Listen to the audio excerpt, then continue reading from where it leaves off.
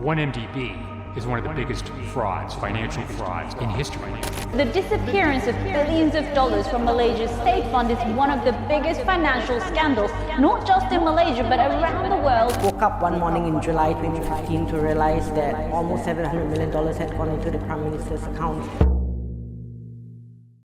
The biggest fraud in history. $4.5 billion vanished. Who took it and how? Only one name comes to mind. Jho Low. Jho Low was born in 1981 in the bustling city of Kuala Lumpur, Malaysia.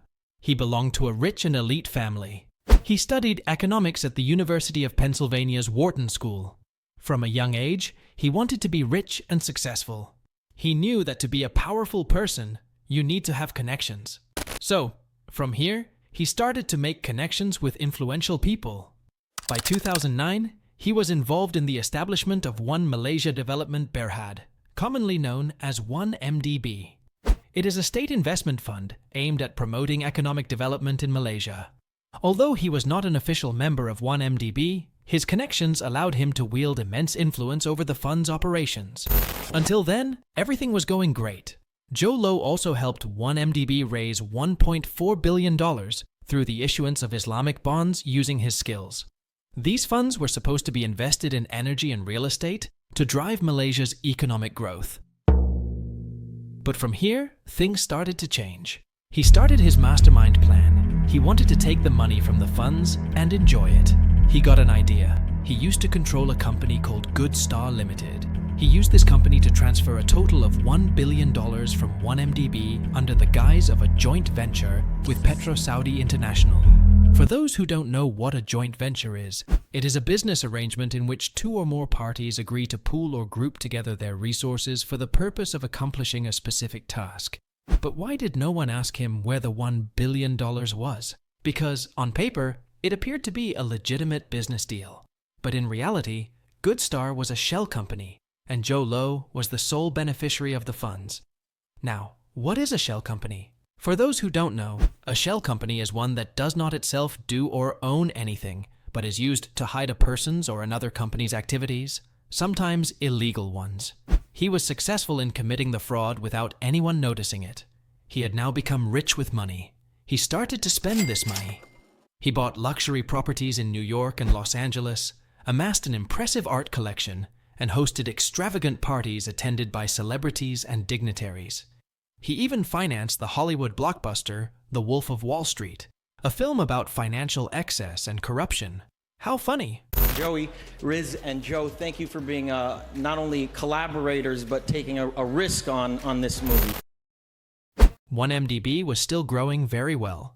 Jho Low very cleverly continued his fraud of transferring money to his account.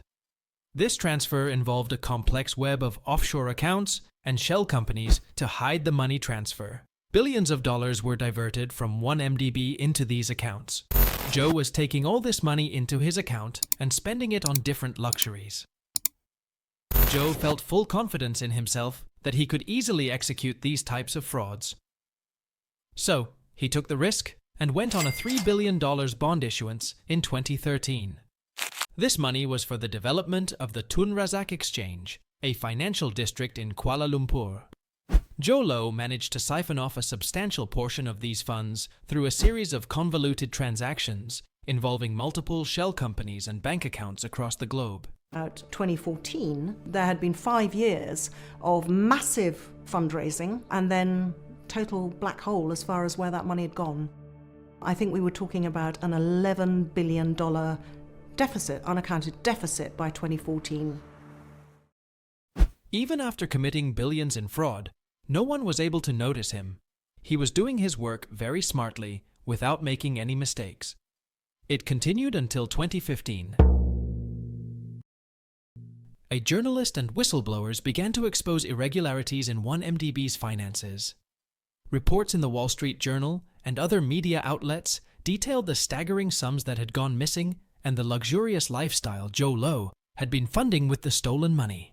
Because of these reports, the revelations triggered investigations by authorities in multiple countries, including the United States, Switzerland, and Singapore.